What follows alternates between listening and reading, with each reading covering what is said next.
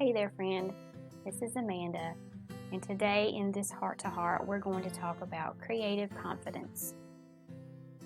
Your creative confidence is so important to your creative work. Whether you are painting or drawing or sewing or whatever it may be that you create, the amount of confidence that you have in what you're doing is going to make a big difference in the way that you share it with the world, the way that you offer it to other people, the way that you talk about it, and the quality of your work also. So this is really a big deal. You are the only one who can determine the value of your work, and if you don't have the confidence that you need, then no one else is going to believe in what you're doing either. This has taken me, personally, quite a long time to wrap my head around. So, in the beginning when I was creating things, if you've read my story, I was making things just for myself, and when I shared it on social media, I got a really positive reaction from other people. So, the beginning of my art career, if you want to call it that, in the beginning, was completely based on the opinions of other people. I painted something, took a picture of it, I put it on social media, and waited. And I waited to see who is going to like this.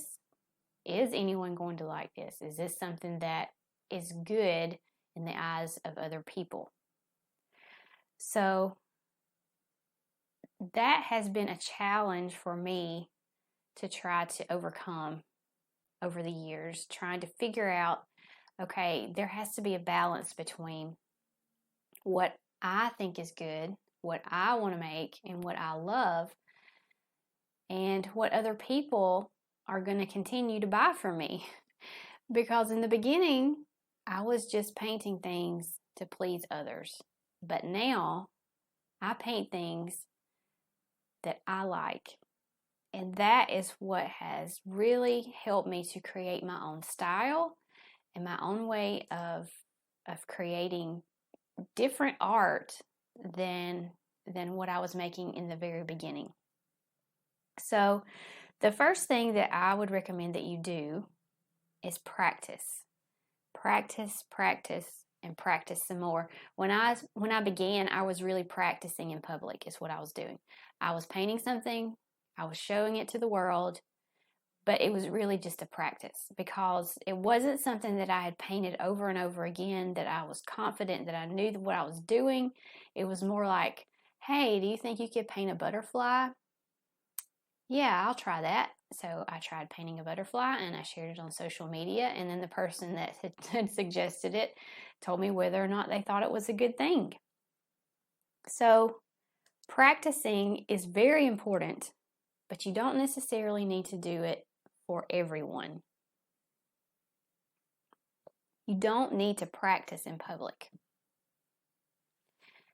You need to practice giving yourself permission to know that what you're doing is practice. That's one of the things that has helped me so much.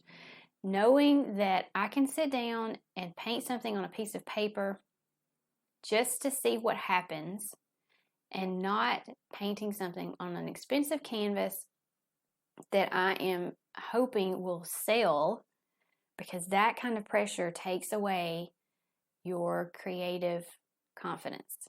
It takes away the fun, and it takes away a lot of the creativity that you may have that you may not even be aware of. So, number one, you need to practice, and practice some more. Don't share what you're practicing if you're not happy with it. Other artists practice. Other artists have sketchbooks. They have multiple paintings in their studios that they've never shared with anyone because they're bad. They're not their best work. And so they hide it because it is practice. It's not always going to be something that is frameable when you sit down and you start on a painting. So allow yourself to practice and allow yourself to make time to just try things and experiment. Number 2, paint what you like. Don't paint things that you think other people will like, because then you're going to be on that same train that I was on in the very beginning when all I was doing was painting to please people. And it's really hard to get outside of that mindset once you have kind of put yourself there. So choose colors that you like. Choose subjects that you like. Use the medium that you are most comfortable with, that you enjoy, whether it's oils or acrylics or pencils or whatever. Don't choose mediums, subjects, colors, or anything, style. Don't choose those things based on what's popular. Don't choose those things based on anything other than what you like yourself. And if you're making art that you would hang in your own home, then you're probably making your best work. If it's not something that you would want to hang in your own house, it's probably not something that you should be making. That's just my opinion, but that's the way that it worked out for me. When I was painting things that I would not even want to hang in my own house, not because it was an ugly painting or it was bad work, but it was because of the subject, the colors, the way it was painted. It was just not me. And it's frustrating, and it's not fun anymore when you start trying to please everyone else but yourself when you're creating your artwork. Number 3, don't compare what you're doing to everyone else. Don't go and look on everyone else's social media trying to figure out how you can do what they're doing. The best way for you to be successful as an artist is for you to be you. That's the only way you're going to be successful as an artist, is being yourself, because that is where true originality and creativity come from. It comes from inside you. And like I've always told my creative community members, only you can make the art that only you can make. Copying what someone else is doing to learn their techniques, to figure out how they are using the medium, how they're using the tools that they use to make something look a certain way on a canvas or paper or whatever you're using, that is learning. But once you've figured out that technique, there are going to be different ways that you're going to apply that technique to your artwork to make it original. And that is where the most fulfilling work is going to come from. It's going to come from all of the combined experiences and inspirations and ideas that are inside of you.